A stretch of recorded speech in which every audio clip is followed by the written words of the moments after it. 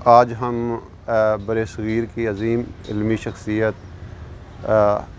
शाह मोहम्मद इस्माइल शहीद के मज़ार पे इस वक्त मौजूद हैं। और ये वो शख्सियत हैं जिन्होंने ना सिर्फ़ इल्मी तौर पे इस्लाम के लिए काम किया, बल्कि अल्लाह की राह में जिहाद फ़ी सबीलिल्लाह का फ़रीज़ा भी सर अंजाम दिया। और साल हा साल तक तकरीबन 5-6 साल ये अमल जिहाद का किया।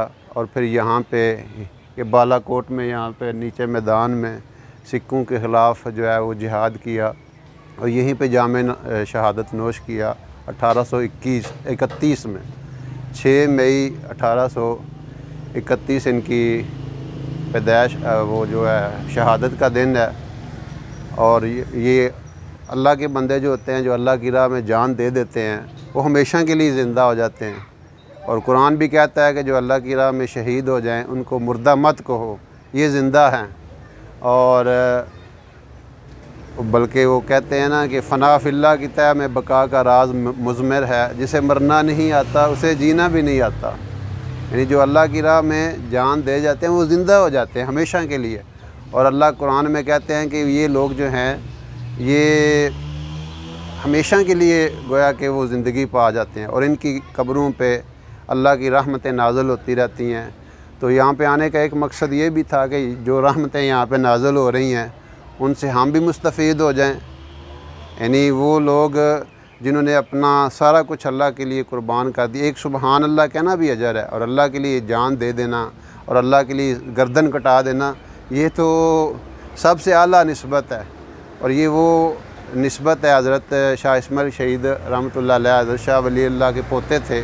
और ये सारा ख़ानदान ही इन्होंने बरसग़ीर में दीन का काम किया। शाह वली अल्लाह रहमतुल्लाह अलैह ने तर्जुमा कुरान पाक का किया फ़ारसी में, फिर उनके बेटों ने उर्दू में तर्जुमा किया। फिर इसी नस्ल से ये लोग जो है, ये जो हस्ती हैं शाह इस्माइल शहीद, ये और इन्होंने भी बहुत बड़े मुहद्दिस थे। हत्ता के बड़े बड़े हिंदुस्तान के जो उलमा थे इनकी जो है वो निस्बत के कायल थे कि हदीस में बहुत बड़ा नाम था। और फिर ये अल्लाह का पैगाम सिर्फ़ ये नहीं है कि उनके पास जो आता था वो उसको ही सुनाया करते थे, बल्कि हर एक के पास जाते थे। इनका बड़ा मशहूर किस्सा है, ये ख़ास तौर पे उलमा के लिए है जो ये समझते हैं कि लोग हमारे पास आएँ, हम उनको इस्लाम का पैगाम सुनाएं, दीन का पैगाम सुनाएं। ये शाह इस्माइल शहीद जैसी शख्सियत ख़ुद लोगों के पास जाते। इनका बड़ा मशहूर किस्सा लिखा है और ये बड़ी मुस्तनद किताबों में है कि एक दफ़ा इशा की नमाज़ जामिया मस्जिद दिल्ली में पढ़ाई और फिर रात जब काफ़ी गहरी हो गई तो ये वहाँ का जो बुज़ारे हुसन था वहाँ पे चले गए। और जो उस वक़्त की सबसे बड़ी जो औरत थी वो मोती बाई मशहूर थी, सबसे ज़्यादा हसीन। उसका जाके वो वहाँ जो कोठा था उसका वो दरवाज़ा नाक किया और कहा कि अल्लाह के नाम पे दे दो। उसने अपनी मुलाजमा को भेजा, नुकरानी को भेजा कि जाओ ये दे आओ। तो उसने कहा नहीं नहीं, मैं सिर्फ़ ये खैर नहीं लेता, मैं बल्कि अपनी बात भी सुनाता हूँ, अपना नगमा भी सुनाता हूँ, अपना पैगाम भी सुनाता हूँ। तो उसने कहा अंदर बुला लो। तो वो अंदर गए तो वहाँ पे उसके सारे चाहने वाले और वो सारा एक माहौल बना हुआ था। तो वहाँ पे जाके वो जब वो गए तो वहाँ पे वो सारे खामोश हो गए। तो उन्होंने सूरह वत्तीन सुनाई उनको। जब सूरत वत्तीन सुनाई और फिर उसकी तफसीर बयान की, अब वो ऐसा रूह परवर मंज़र वहाँ पे कायम हो गया कि वो सब ने तौबा की और वो अपने सारे आलात जो थे वो तोड़ दिए।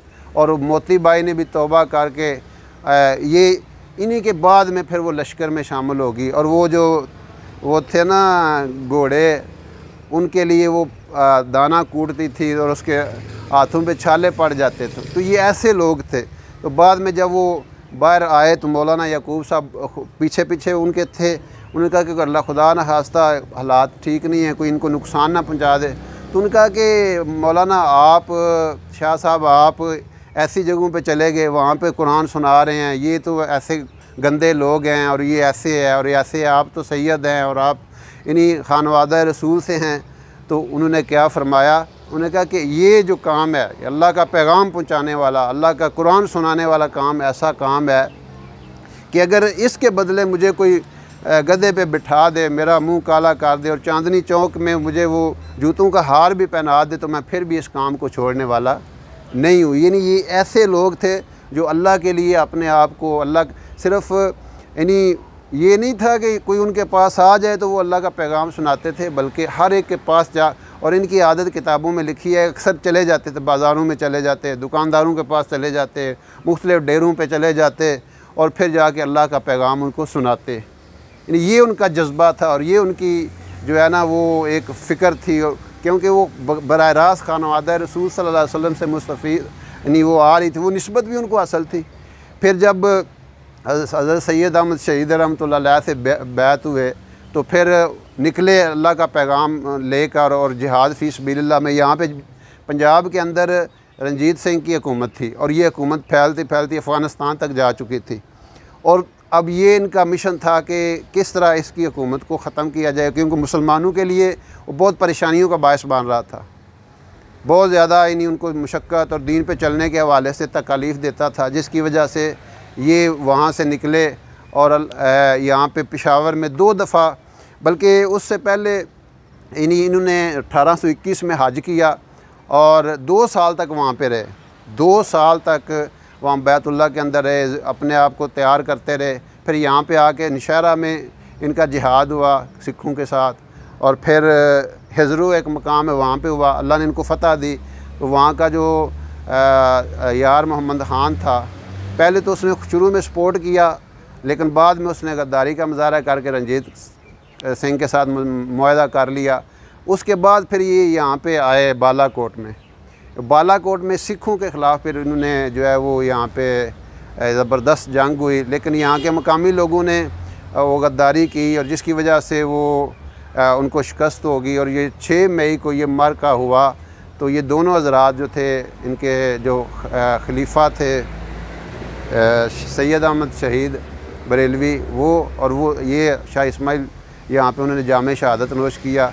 और वो बल्कि हाजी साहब यहाँ पे आए, एक दफ़ा इज्तिमा हुआ, हाजी अब्दुल वहाब साहब, उन्होंने भी फरमाया कि मैं यानी जो तुम्हारे अबाओ अजदाद की जो गद्दारी है उसकी नुसरत अभी तक महसूस कर रहा हूँ। यानी जो आमाल होते हैं, जैसे शुरू में बात हुई कि जो अगर नेक अमाल इंसान करता है तो उसकी कब्र के ऊपर अल्लाह की रहमतें बरसती रहती हैं। दुनिया से जाने के बाद सैकड़ों साल बाद जब रसूल पाक अलैहि सलाम मेराज पे गए तो वहाँ पे उनको उस फ़िरौन की उस बांदी की कब्र से खुशबू आ रही थी, जिसने अल्लाह के लिए और ईमान के लिए जान तक कुर्बान कर दी थी। तो इसलिए इन लोगों ने जो जान दी और जो अपना एक मिशन था उनका, उस मिशन पे सारी ज़िंदगी आए दीन के लिए और अल्लाह के दीन को सर बुलंद करने के लिए। यानी ये लोग, ये हमारे लिए एक मिसाल है। ये जो हस्तियां हैं, ये जो शख्सियात हैं, जिन्होंने कहाँ पे यानी वो दिल्ली से सैकड़ों नहीं हज़ारों मील दूर यहाँ पे यानी इस इलाके में यानी उनकी कब्रें इस बात की गवाही दे रही हैं कि अल्लाह के दीन के लिए वो उन्होंने जान दी उसी की। हक़ तो ये है कि हक़ अदा ना हुआ। यानी ये लोग जो थे ये सारा कुछ अपना वक्फ़ कर चुके थे। इन्ना सलाती व नुसुकी व महयाया व ममाती लिल्लाहि रब्बिल आलमीन, हमारी नमाज, हमारी कुर्बानी, हमारा जीना और हमारा मरना भी अल्लाह तेरे लिए। ये मिजाज इन लोगों ने यानी दुनिया को ये बता गए कि जान तो जाने वाली चीज़ है, इसने तो चले ही जाना है। ये बिस्तर पे भी चले जाती है, ये एक्सीडेंट भी हो जाते हैं, ये बीमारियां भी लग जाती हैं, लेकिन बेहतरीन जान देने का अंदाज़ क्या है कि बंदा अपनी जान को अल्लाह के लिए दे के हमेशा के लिए अमर हो जाए, हमेशा के लिए ज़िंदा हो जाए। ये सबसे बेहतरीन तरीका है। इसलिए अल्लाह पाक बार बार कुरान पाक में कहते हैं कि जो मेरी राह में जान देते हैं, और वो इन्नल्लाह हश्तरा मिनल मोमिनीन अनफुसहुम व अम्वालहुम बिअन्ना लहुमुल जन्नह, कि हमने ईमान वालों से उनका जान और माल जन्नत के बदले में ख़रीद लिया है। वो अल्लाह की राह में कत्ल होते हैं और कत्ल कर दिए जाते हैं और कत्ल करते हैं, और उनके लिए अल्लाह के यहाँ बड़े बेहतरीन ठिकाने हैं। तो ये जो शाह इस्माइल शहीद रहमतुल्लाह अलैह जो यहाँ पे एक अभी भी उनकी कब्र और उनका ये जो जगह है, ये इस चीज़ की गवाही दे रही है कि अल्लाह के लिए जो मरने वाले हैं वो ज़िंदा ही रहते हैं। आज 200 साल होने के 190 साल तकरीबन हो गए उनकी वफ़ात को, तो आज भी उनका ज़िक्र हो रहा है और ये क़यामत तक उनका तज़किरा उतारेगा। ये क़यामत तक उनकी जो याद है लोगों को आती रहेगी, और लोग उनके तज़किरे करके अपने ईमानों को ताज़ा करेंगे, और लोग उनके तज़किरे करके अपने ईमान को मजबूत करेंगे और पुख्ता करेंगे। अल्लाह रब्बुल इज़्ज़त हमें इन लोगों की तबाह करने की तौफ़ीक़ अता फ़रमाए।